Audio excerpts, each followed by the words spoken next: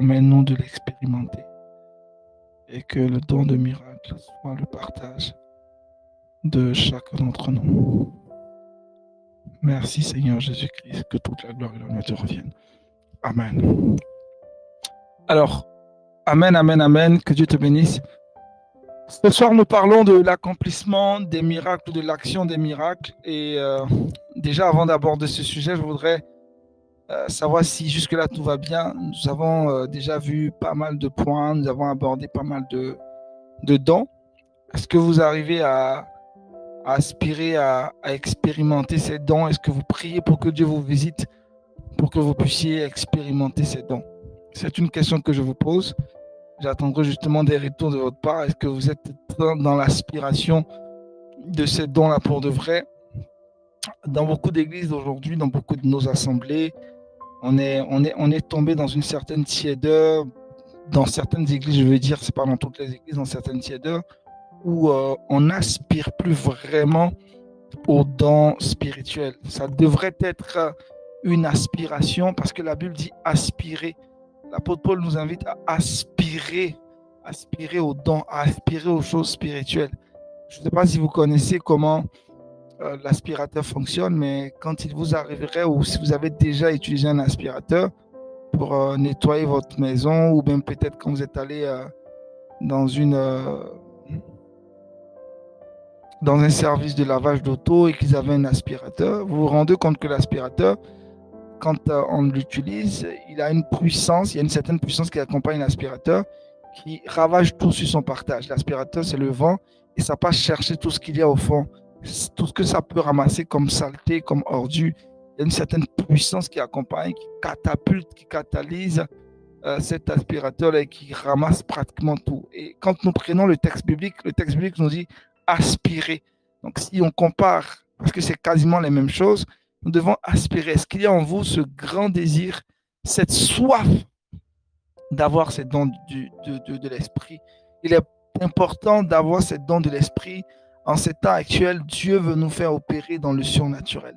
Mais Dieu va révéler ou il va distribuer ces dons-là à ceux qui aspirent vraiment à ces dons. Si nous n'avons pas l'intérêt ou le désir d'en posséder, ne soyons pas étonnés si nous n'en avons pas, parce que le Seigneur va transmettre, il va partager ces dons-là à ceux qui aspirent vraiment à ce don et qui veulent l'utiliser pour la gloire de notre Père Céleste. Donc, aspirons, ces dons nous ont été donnés, mais il faudrait qu'on aspire à ces dons pour que Dieu, dans sa bonté, dans sa souveraineté, puisse porter un regard favorable sur nous et qu'il puisse nous les donner. Donc, si nous n'avons pas cette aspiration, cette volonté de pouvoir recevoir ces dons, on restera tout le temps tiède, on va stagner dans notre marche chrétienne. Beaucoup de chrétiens sont arrivés à ce niveau-là où ils cherchent à performer. Ils ont certes une vie de discipline, mais c'est froid, c'est tiède. Il n'y a pas de renouvellement. Aspirer, c'est avoir cette soif. L'aspirateur va chercher. Il y a une certaine force qui pousse l'aspirateur à aller prendre la saleté et en enlever. Donc, est-ce que tu as cette grande soif en toi, ce désir intense qui va t'amener à prier, à soupirer, à chercher? S'il n'y a pas cet ingrédient, s'il n'y a pas cette volonté, on n'aura pas les dons. On n'aura pas le don. Donc, écoutez, vous qui participez à cet temps d'éveil, je prie vraiment que votre âme vous puissiez soupirer, aspirer, désirer, être passionné par ces dons-là. Si vous restez dans cette constante, vous continuez de prier. Jésus même nous a invités à prier sans relâche. Alors, si vous n'avez pas encore expérimenté ces dons spirituels en vous, continuez de prier. Continuez de prier jusqu'à ce que Dieu se révèle à vous, jusqu'à ce que Dieu vous équipe de ces dons. Il faut absolument que tu sois équipé par ces dons de l'esprit. En ces temps de la fin, sans ces dons, il nous sera difficile d'imposer le règne de Christ. Partout où nous passons aujourd'hui, il y a des gens qui ont une certaine forme de spiritualité du type égyptien et ils peuvent également transporter le bâton en serpent. Mais toi, le serpent que tu as doit être capable de manger le serpent des Égyptiens. La puissance qui est en toi doit être capable de pouvoir aspirer toute puissance que tu vois en face de toi. Mais si tu n'aspires pas à ces dons, ce que le Saint-Esprit a déposé en toi va te servir à mener une vie chrétienne minable. Tu iras au paradis, mais tu auras un passage sur terre qui sera médiocre. Tu ne produiras aucun fruit. Il faut désirer aux choses spirituelles. Et ça, je vous promets que Dieu se révèle à ceux qui le cherchent avec un cœur diligent. Ce n'est pas des chrétiens du dimanche ou les chrétiens qui se contentent de prier 1 heure à qui Dieu fera cette grâce-là. Désolé les amis, il faut aller chercher. Il faut avoir un cœur diligent. Ces personnes que vous admirez aujourd'hui, qui sont des hommes de Dieu, célèbres entre griffes, qui ont une grande notoriété, sachez qu'ils ont payé le prix pour avoir cette onction-là. Et je crois qu'on a été fortement bénis par ces enseignements de profondeur où le pasteur Joshua Djoba nous a parlé de la puissance ou du pouvoir du sacrifice. J'espère bien que tu as bien noté et que tu es dans cette dynamique aujourd'hui de faire des sacrifices. Pour faire des sacrifices, ne tombe pas dans la tiédeur, ne tombe pas dans le légalisme, ne tombe pas dans le formalisme. Il faut chercher à aspirer encore plus. Il ne faudrait pas que ta vie chrétienne, là, tu pries 30 minutes le matin, 30 minutes le soir, tu as des heures de prière, tu as une vie de piété, tu te limites à là. Non, le Saint-Esprit veut te faire vivre des choses extraordinaires. Et sans la vie de l'Esprit Saint, notre vie est trop plate. Notre vie est trop plate, notre vie est trop monotone. Donc, aspirons à ces dons-là. Le fait d'avoir abordé la question des dons, c'est pour créer en vous ce désir. Je me souviens à l'époque, quand on était encore plus jeune dans la foi, c'est ce genre de message-là qu'on entendait très souvent dans nos assemblées qui nous poussait à aspirer aux dons spirituels. Mais aujourd'hui, tout est focalisé sur la richesse. La richesse, mais on ne la cherche pas, on la crée. Mais aujourd'hui, les messages sont basés plus sur ce genre de choses-là. Et puis, on banalise un peu ou à la limite même, on néglige tout ce qui est en rapport avec la puissance de l'esprit. Le royaume des cieux ne consiste pas en parole, mais en puissance. Dis-moi quelle est ta puissance, je te dirai quel est le Dieu que tu suis. Donc, nous sommes dans une confrontation chaque jour avec les esprits démoniaques, avec des principautés qui siègent dans les lieux célestes. Si tu n'as aucune puissance, tu vas être renversé. Si tu n'as aucune puissance, tu vas te faire renverser. Alors, fais l'effort d'aspirer aux dons, de telle sorte que le Seigneur puisse t'utiliser pour révéler sa gloire dans le milieu, dans le couloir, dans la sphère, dans le domaine pour lequel il t'a appelé à le suivre. Gloire soit rendue à Jésus-Christ. Si tu es encore connecté, laisse-moi savoir pour qu'on puisse démarrer notre thème de cette soirée, l'accomplissement des miracles. Alors, nous allons maintenant étudier le troisième don de puissance, qui est l'accomplissement ou l'action des miracles. Les guérisons, on a abordé la question des guérisons la semaine dernière. Les guérisons et les miracles sont très liés, mais il y a quand même une différence entre ces différents dons-là. Il est donc important pour moi dès le départ de commencer par citer certaines de ces différences entre les dons de guérison et les dons de miracles. Les guérisons peuvent être graduelles. Je pense que beaucoup parmi vous ici qui ont déjà expérimenté cela peuvent témoigner. L'évangéliste Aristide Amani, qui est constamment dans les rues en train d'évangéliser, il pourra le témoigner, il pourra le confirmer. Les guérisons peuvent être graduelles. Par exemple, vous pouvez être guéri d'une maladie qui n'est pas forcément visible. Et c'est quand vous allez faire votre test, vous allez vous rendre compte que vous êtes guéri. Hier, je parlais à une sœur qui, elle, souffrait d'une anémie sévère. Et elle avait arrêté, je crois, pendant 1 année de faire le sport. Elle faisait de l'athlétisme. Et puis, elle a résolu en son cœur pour dire, moi, je prends la décision là aujourd'hui de me laisser diriger par ces prescriptions médicinales qui me disent que je suis souffrante. Je déclare que je suis guéri. Et donc, je suis guéri. Elle a reçu sa guérison à l'instant où elle a confessé. Mais elle ne peut pas le témoigner tout de suite qu'elle est guérie si c'est que par la foi qu'elle le dit. Il faut qu'elle parte à l'hôpital faire un test et qu'on lui dise, après analyse, on remarque, on observe que tu es guéri. Donc, les guérisons sont parfois graduelles et souvent les guérisons sont invisibles. Parce que si tu as un mal au fond de toi et que tu reçois la guérison, ce n'est pas évident qu'on puisse le voir, qu'on puisse le découvrir, qu'on sache exactement que tu es guéri. C'est après une analyse où si tu étais incapable de manger, tu faisais de l'allergie à une certaine chose. Bref, il faut forcément passer par un test pour savoir exactement qu'on est guéri. Et quand on parle tout de suite de guérison, ça peut se situer à certains endroits de notre corps qui ne peuvent pas être distingués à l'œil nu. D'un autre côté, quand on parle de l'accomplissement des miracles, les miracles sont visibles. Les miracles sont visibles. Ce qui va tout de suite créer une différente sorte de résultance entre les dons de guérison et les dons des miracles, c'est que les miracles sont tout de suite visibles. C'est-à-dire quoi? On peut les constater maintenant. Et fréquemment, les miracles sont instantanés.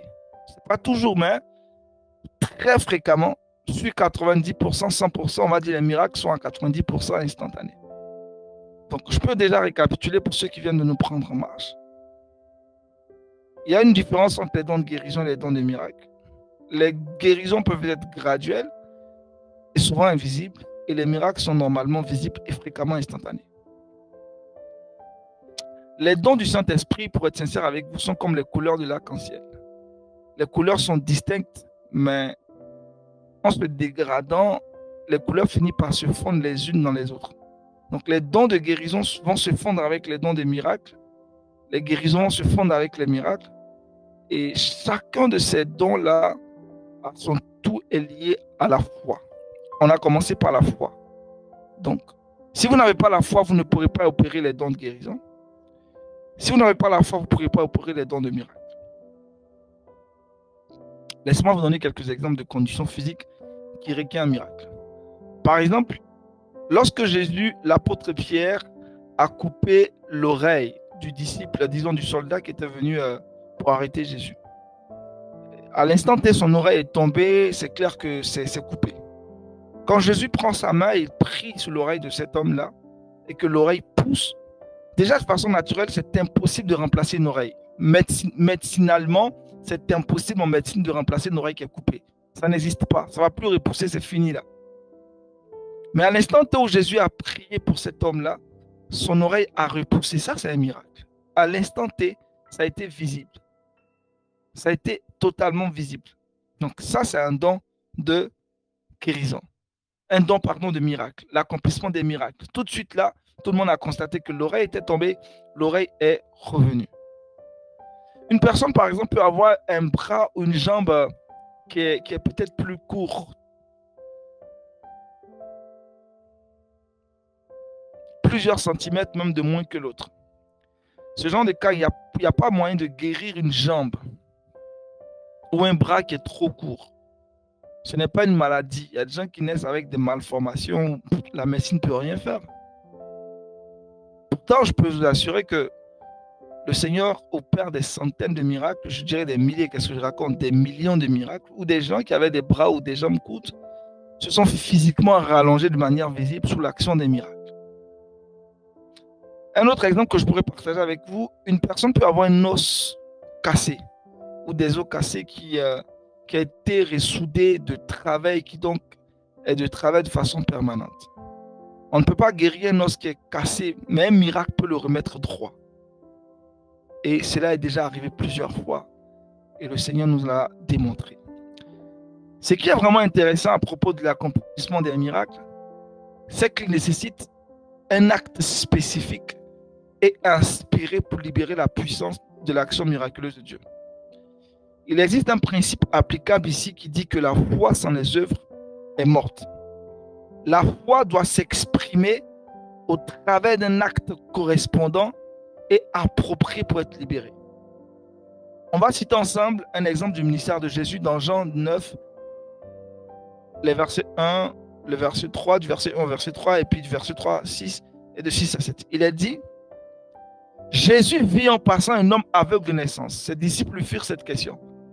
Rabbi, qui a péché, cet homme ou ses parents, pour qu'il soit né aveugle? Jésus répondit, ce n'est pas que lui ou ses parents aient péché, mais c'est afin que les œuvres de Dieu soient manifestées en lui.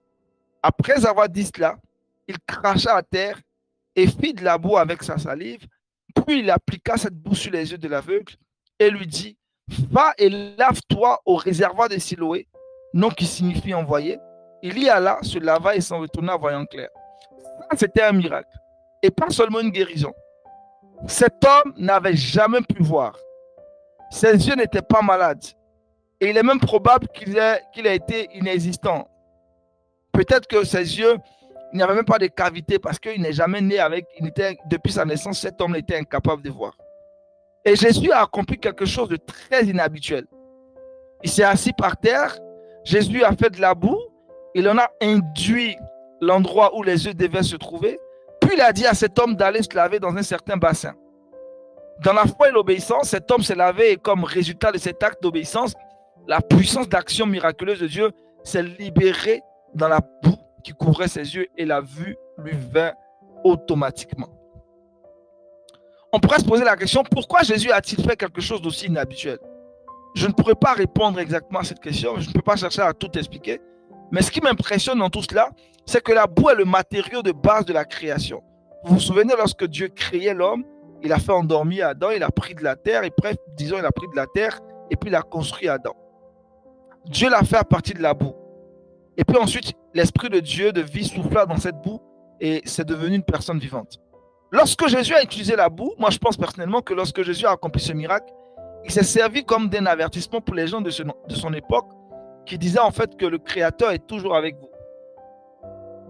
Jésus a pris le matériau d'origine de la création, il l'a posé sur les yeux de l'homme, et lorsque l'homme, par son acte de foi et d'obéissance, a libéré la puissance du Saint-Esprit, celui-ci a fabriqué 2 yeux parfaits avec cette boue-là. Donc Jésus a pris le matériau de construction initial de l'homme, et il a créé, pas recréé, il a créé les yeux de cet homme qui était quasiment inexistant. Et Dieu veut t'utiliser également pour que là où il n'y a pas de chemin, là où il n'y a pas d'issue, de par ta présence, tu sois un moyen par lequel des choses qui n'existaient même pas puissent exister par toi. Parce que le miracle, c'est ça. Là où on te dit qu'il n'y a plus de solution, il n'y a plus d'espoir, la médecine a échoué, je ne sais pas, les marabouts ont échoué, les sorciers ont échoué, là où tout est bloqué, là, c'est à cet instant-là que le Seigneur va opérer un miracle. Mais Dieu veut t'utiliser toi. Dieu veut passer par ta foi. Parce qu'il faut poser un acte spécifique de foi pour que le miracle se relâche. Où sont les hommes de foi? Où sont les femmes de miracle? Dieu vous cherche aujourd'hui. Dieu nous cherche aujourd'hui. Dieu se cherche des hommes qui vont sortir et par la foi qu'ils ont en Christ, ils vont aller poser les mains aux malades et ces maladies qui sont visibles là vont disparaître à l'instant T. On parlera de miracle. Dans Luc 17, voici comment un miracle peut être libéré au travers d'un simple acte de foi.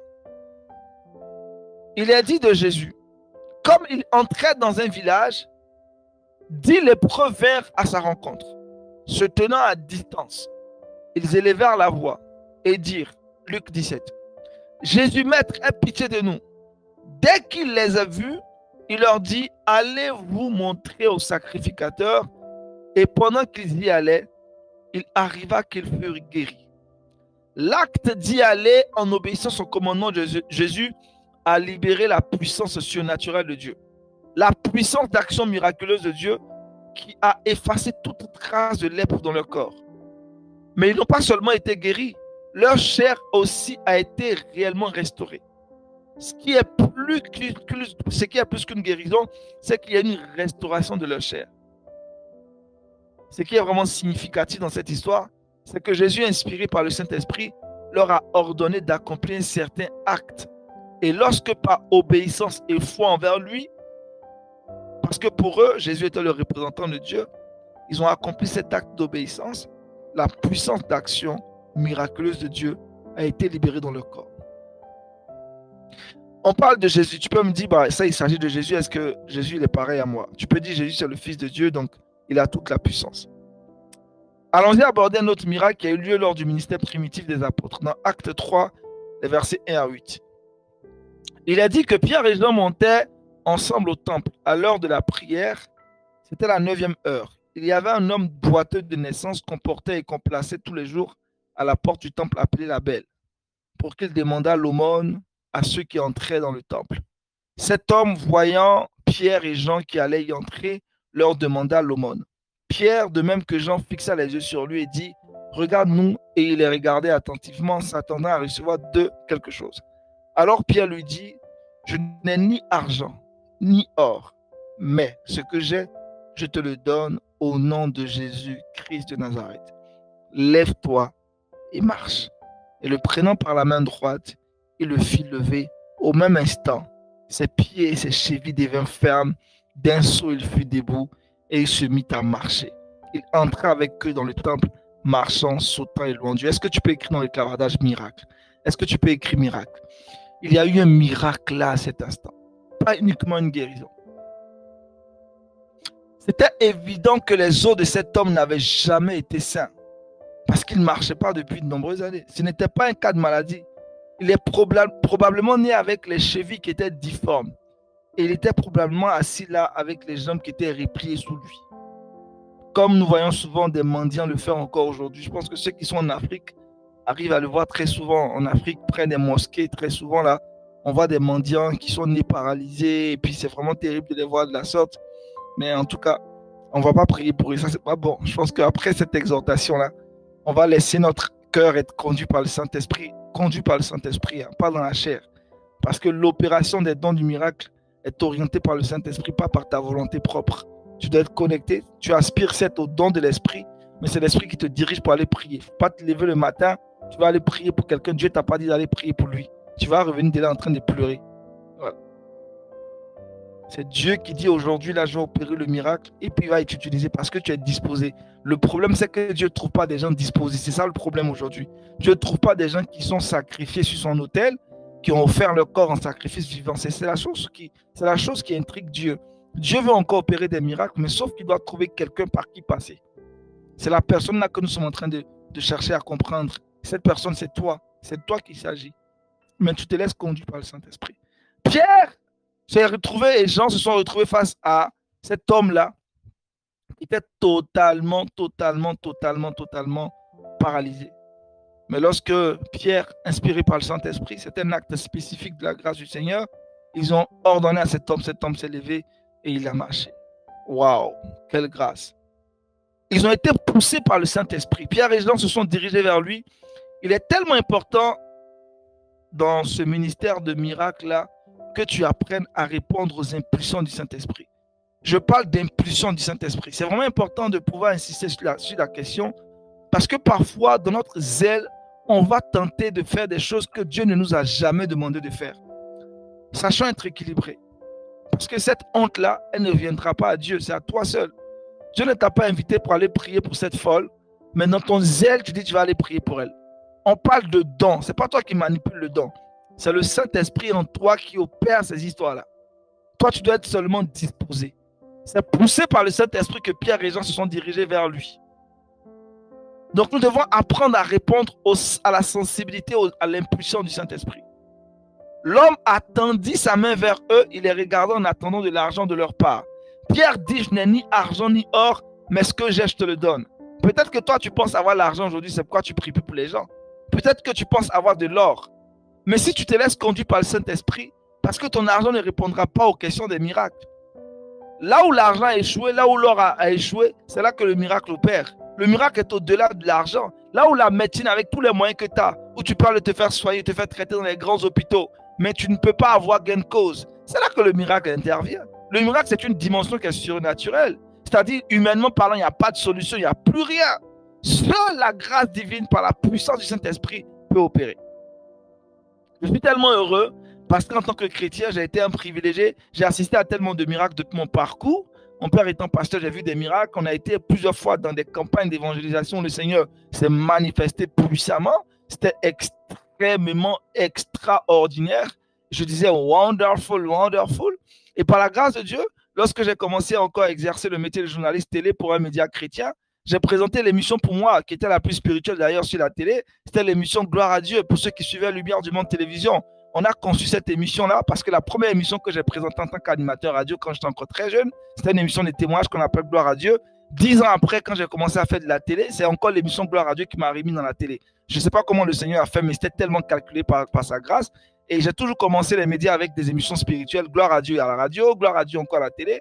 Et gloire à Dieu, là, cette émission que j'ai démarrée, avec laquelle j'ai demandé de démarrer la télé, c'était une émission extraordinaire parce que je ne sais pas si elle continue encore d'exister là, je ne sais plus trop. Mais c'est une émission spirituelle au cours de laquelle j'ai vu des choses extraordinaires. J'ai écouté ces témoignages qui m'ont rendu, j'ai dit, mais comment Dieu peut agir de la sorte? Comment Dieu peut agir de la sorte? J'ai vu des choses extraordinaires, j'ai entendu des choses extraordinaires, des choses qui dépassent l'entendement des hommes. C'est de ça qu'on parle de miracle. À gloire à Dieu, c'était que des témoignages où on pouvait crier miracle, prodige, miracle, prodige, miracle, prodige, miracle, prodige. Et on chantait Alléluia, gloire à Dieu. Laissez-moi me rappeler encore. Alléluia, gloire à Dieu. Alléluia, gloire à Dieu. Gloire à Dieu, gloire à Dieu. Bref, mais je pouvais m'extasier de crier gloire à Dieu. Certaines personnes me prenaient pour un fou dans cette émission. Mais c'est quel animateur qui crie comme un malade là. Mais vous ne pouvez pas vous imaginer quand vous vous rendez compte que Dieu opère des miracles. Ces miracles-là qui dépassent l'entendement des humains. Quand certaines personnes se retrouvent devant un match de football, elles sont capables de crier quand Messi remporte la Copa América. Elles sont capables de crier quand l'Espagne remporte l'Euro. Elles sont capables de crier quand la Côte d'Ivoire remporte la Coupe d'Afrique des Nations. Mais il y a des chrétiens qui sont incapables de manifester leur joie devant un miracle. Je me pose la question, c'est quoi le problème? Quand ton pays joue un match de football et que ton pays remporte une coupe, tu es excité, zélé à crier. Mais quand Dieu fait un miracle, tu es incapable de crier, tu es incapable d'en parler. Tu es vraiment suspect. Je me pose la question si réellement le Saint-Esprit vraiment veut t'utiliser pour la gloire de son nom. On peut se réjouir lorsqu'on se rend compte que Dieu fait des choses qui sortent de l'ordinaire. Et d'ailleurs, ce que Dieu fait, aucun humain ne peut le représenter. Aucun humain ne peut l'imiter. Aucun humain ne peut l'égaler. Tu peux te lever, bouger. Parce que dès ce soir, le Seigneur va t'introduire dans une saison où il va utiliser ta main pour que des miracles également se produisent, pour que l'extraordinaire divin se produise. Poussé par l'Esprit Saint, le Seigneur t'enverra à faire des choses extraordinaires. Ah, c'est terrible, les amis. C'est terrible. Par la foi, Pierre a dit, j'ai quelque chose à te donner. C'est quelque chose que Pierre avait à donner. Est-ce que tu ne l'as pas donné? Est-ce que Amani n'a pas cette chose aujourd'hui? Est-ce que Karine n'a pas cette chose aujourd'hui? Est-ce que Marida, est-ce que Florence, est-ce que James, est-ce que Elena, est-ce que Joël, est-ce que Brandon, est-ce que toutes ces personnes connectées, vous n'avez pas cette chose que Pierre a donnée? Dites-moi, qu'est-ce que Pierre a donné à cet homme? Il a dit à cet homme, j'ai quelque chose à te donner. Puis, il fit quelque chose de très décisif. Cette même chose-là, cette chose que Pierre avait en lui, laisse-moi te le rappeler, tu l'as aussi en toi. Cette chose que Pierre et Jean ont donnée à ce paralytique, cette chose-là, tu l'as en toi. Quelle est cette différence qu'il y a entre Pierre, Jean et toi? C'est une vie de consécration, c'est une vie de foi, c'est une vie où tu te laisses conduire par la puissance du Saint-Esprit. Il n'y a aucune différence entre l'esprit qui est en Pierre et l'esprit qui est en toi. Parce qu'il n'y a pas petit Saint-Esprit, il n'y a pas Saint-Esprit des apôtres, il n'y a pas Saint-Esprit de l'Église primitive et puis Saint-Esprit de l'Église en 2024. C'est le même esprit qui agit en nous. Le même esprit qui a poussé Pierre et Jean à prier pour cet homme qui était devant la belle est ce même esprit qui se trouve en toi. Mais pourquoi jusque-là, tu n'es pas capable d'entrer, tu n'es pas capable de te positionner dans l'accomplissement des miracles? Est-ce que ton cœur est disposé à faire vivre des choses ainsi à des personnes? Pierre a tendu sa main, il a attrapé les mains de l'homme qui était tendu pour recevoir de l'argent. Il le releva et de cet acte le releva, libéra la puissance d'action miraculeuse de Dieu dans les jambes et les pieds de l'homme. Il a bondi sur ses pieds, se tint debout et commença à marcher en sautant. Dans ce texte-là, nous remarquons deux éléments dans ce miracle. Tout d'abord, le commandement de foi. C'est le don de foi qui libère les deux autres dons. C'est le don de foi qui va opérer le don des guérisons. C'est le don de foi qui va opérer l'accomplissement des miracles. Si tu n'as pas de foi, il ne faut pas t'hasarder à aller faire ce genre de choses-là. Même si le Saint-Esprit t'a poussé à le faire, si tu n'as pas la foi, mon cher, reste-toi à la maison. Parce que tu vas mettre la honte sur toi, ta vie, toute ta famille, ton église, ton pays, ta patrie. Dieu n'aura pas honte, mais toi, tu auras honte. La foi, c'est le catalyseur qui peut te permettre de manifester les autres dons. Soit le don de guérison, soit le celui des miracles. Le commandement de foi de Pierre a été suivi d'un acte. Et celui-ci a libéré la puissance de l'action miraculeuse. Cet homme aurait pu rester assis là-bas pour toujours. Si rien n'avait jamais été accompli par la foi, il n'aurait pas eu de miracle. Il faut poser un acte spécifique pour que la foi, la puissance miraculeuse de Dieu se libère. Aujourd'hui, alors que tu entends cet enseignement, c'est juste une exhortation parce qu'en réalité, on est tous conscients que le Seigneur veut nous utiliser. Parfois, on dort. C'est pourquoi on parle de temps d'éveil. Pour que notre esprit se réveille pour dire, c'est vrai, j'ai longtemps été pauvre, j'ai longtemps été malade. Vous savez, il y a beaucoup de choses qui nous arrivent dans la vie et puis on accepte, on dit c'est la volonté de Dieu. Parfois, c'est jamais la volonté de Dieu. Ça n'a même jamais été la volonté de Dieu. Parfois, beaucoup de choses arrivent, tu te dis, ah, c'est la volonté du Seigneur, c'est la volonté de Dieu, ah, c'est la volonté de Dieu. Quelle volonté de Dieu? Si tu lis ta Bible, tu verras que Dieu veut le bonheur pour toi. Tu verras que Dieu veut une vie abondante pour toi. Comment se fait-il que ce Dieu qui veut une vie abondante pour moi, je vis autre chose et puis je dis, ah, c'est Dieu qui me permet que... Non, écoute, arrêtons de se distraire là. Vous savez, je crois bien que si je prends cette illustration, on comprendra mieux. C'est une illustration, je vais la lire tout de suite pendant que je me disposais pour ce temps-là. Et... vous voyez ici, tout de suite, il y a un voleur qui se présente à toi, tu es à la maison chez toi, et puis il y a un voleur qui te surprend.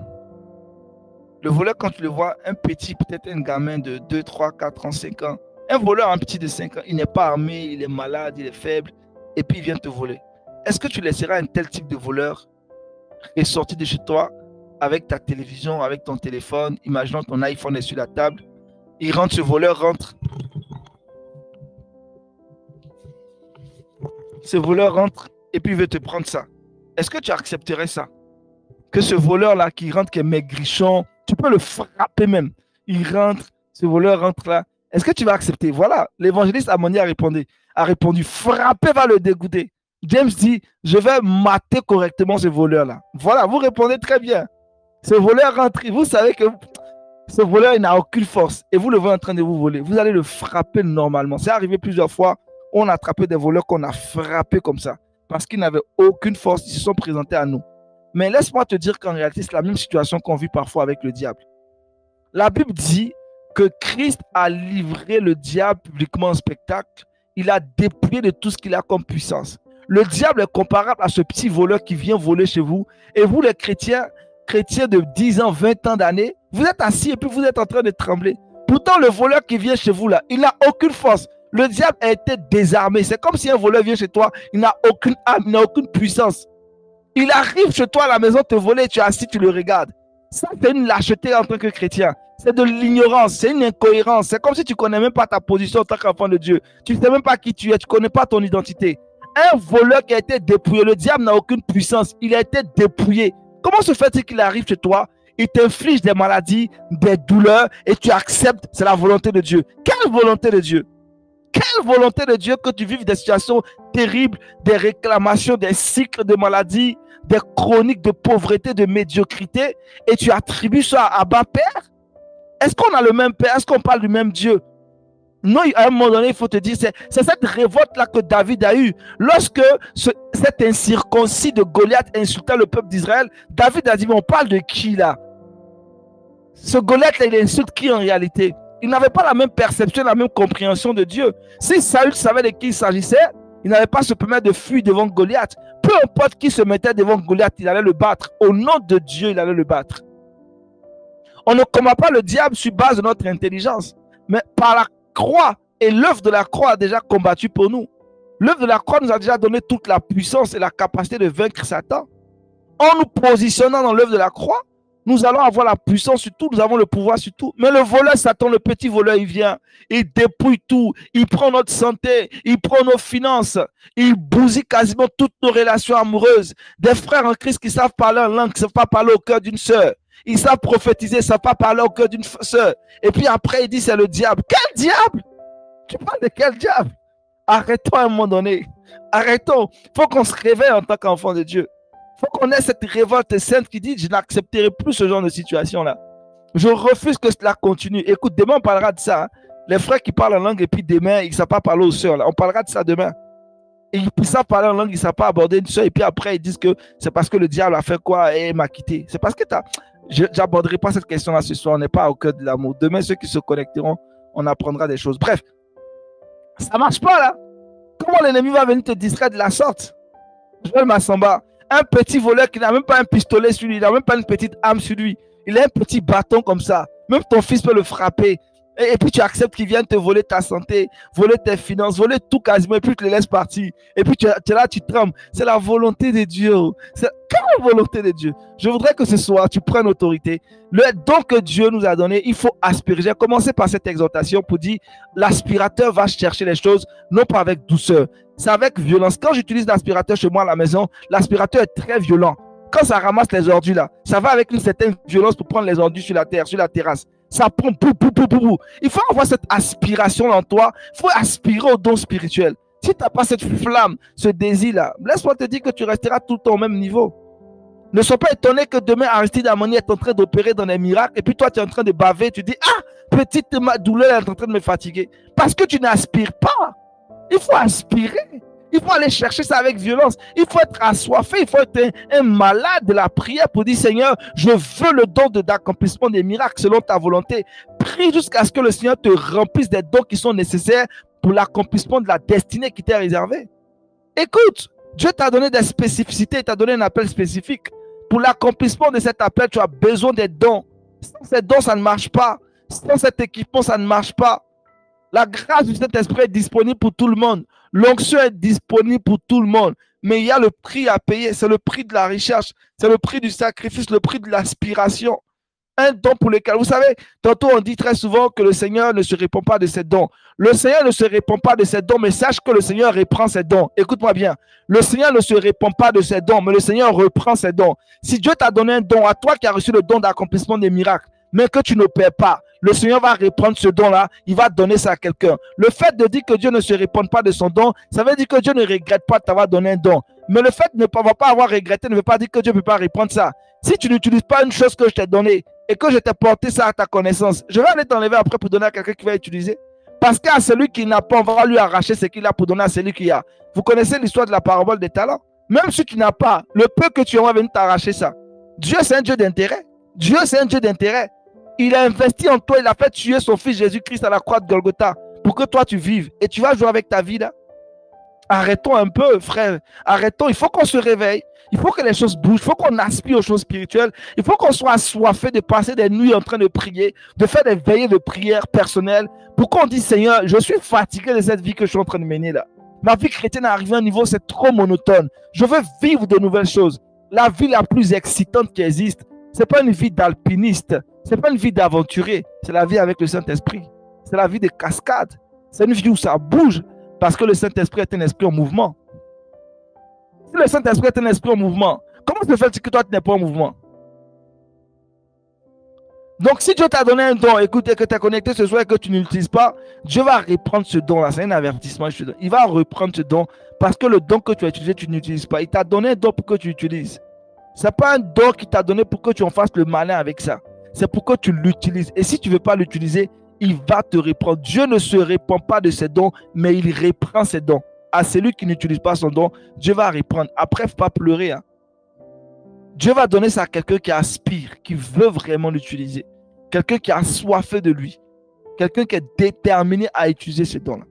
Je voudrais vraiment t'exhorter ce soir à vraiment aspirer au don. Tout ce que nous sommes en train de faire, c'est pour que nous puissions avoir cette soif-là d'être encore connectés à ces dons-là. Parce qu'on n'en parle plus assez. On est devenu trop des chrétiens modernes, des chrétiens charnels, des chrétiens de luxe, des chrétiens qui refusent de souffrir, des chrétiens qui ne veulent plus de longues prières, des chrétiens qui ont fait 2 heures de prière, ça commence à les ennuyer. Tu fais 3 heures, 4 heures, on commence. Vous savez, quand on se retrouve à HY Premier Tam, s'il y a une chose qui maintient encore le ministère Apiyung, c'est parce qu'on passe des temps à prier tous les jeudis. Le jour qu'on va arrêter de prier, la Apiyung ne va plus exister.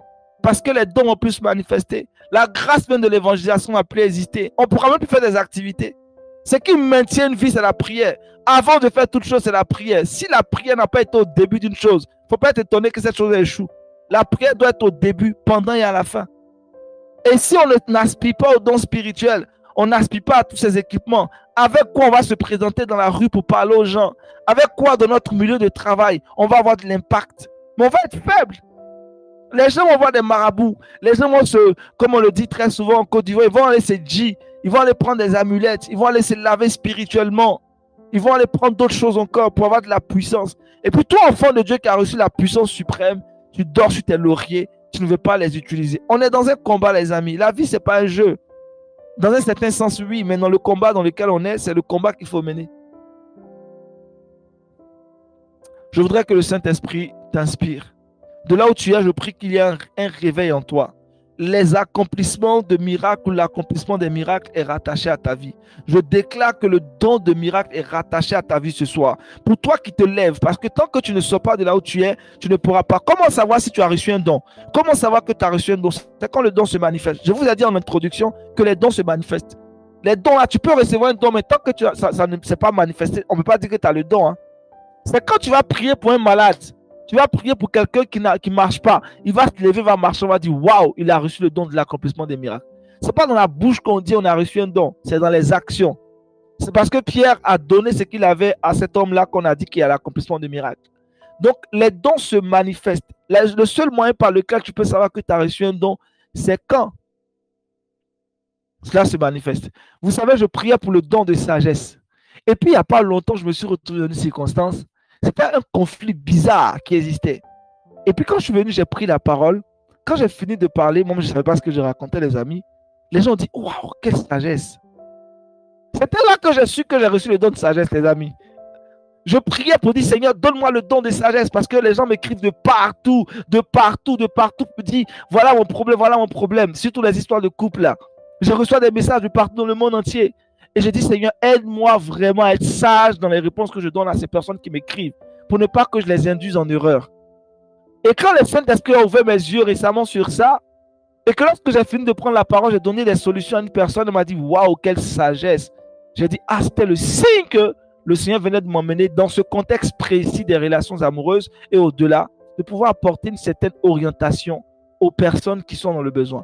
Il fallait que le don s'exprime pour que je sache exactement que je l'ai reçu. C'est tellement que tu as reçu beaucoup de dons, mais ces dons-là ne sont pas encore dans la manifestation.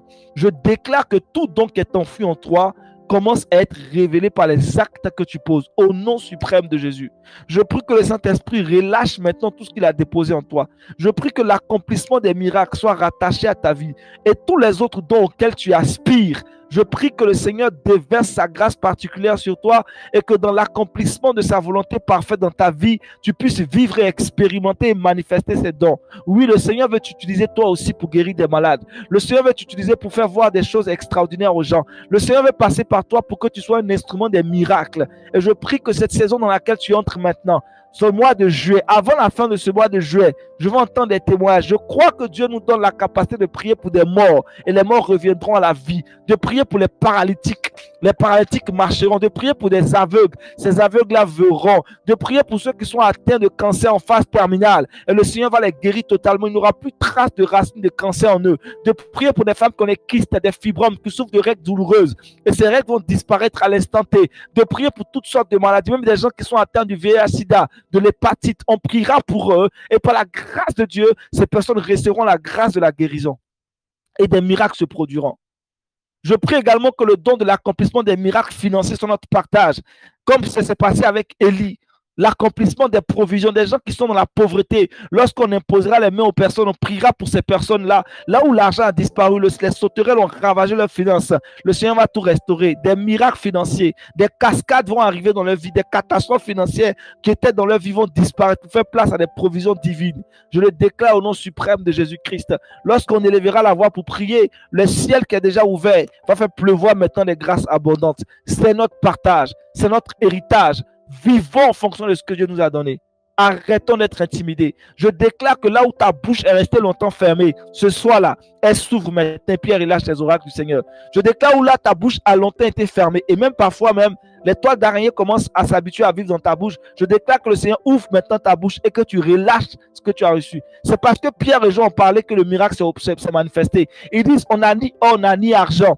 Ce même esprit qui se trouve en Pierre, tu l'as aussi. Ouvre ta bouche et parle un tout petit peu, mon ami. Tu te brosses matin, midi et soir, ta bouche est fraîche. Cette haleine-là ne peut pas chasser les démons. Pourquoi? Tu as une fraîche haleine, mais lorsque tu parles, les démons dansent. Parce que tu es devenu maintenant leur humoriste. Ils viennent assister à tes conseils de prière.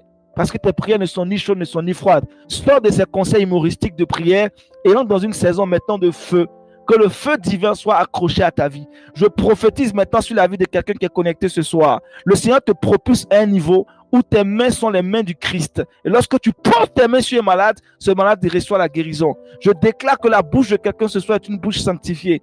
Une bouche qui est totalement, profondément accrochée aux promesses de Dieu. Et lorsque tu ouvres ta bouche, tu dis les choses que Dieu a déjà déclarées sur la vie des gens et ces choses s'accomplissent au nom suprême de Jésus-Christ. Je déclare que tu sors de toute vie de distraction, légèreté, superficialité. Tu entres en profondeur dans ton intimité avec le Saint-Esprit et il l'utilise pour relever la face de toute personne qui était déjà par terre.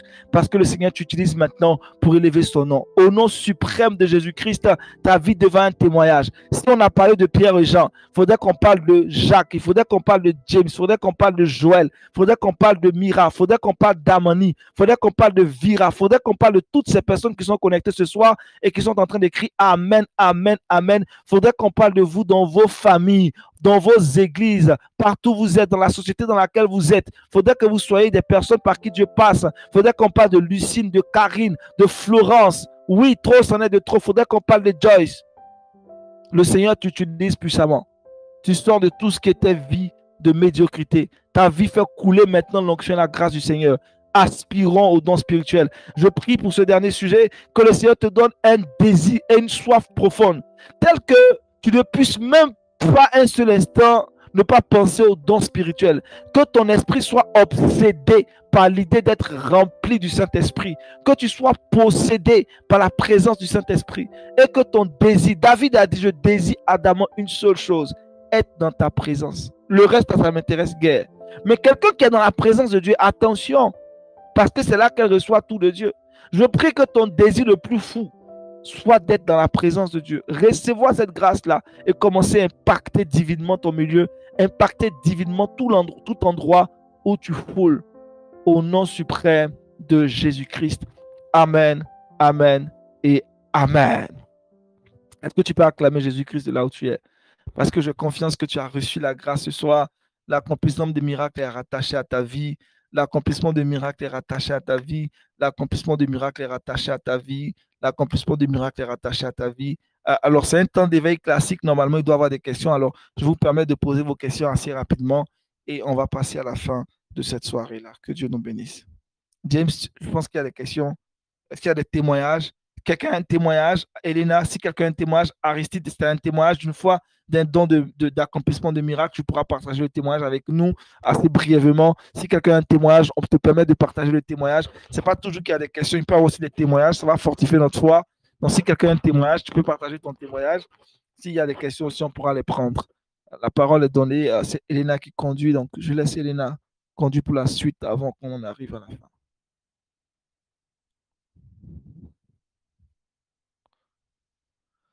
Il n'y a pas de témoignage, il n'y a pas de question, tout est clair?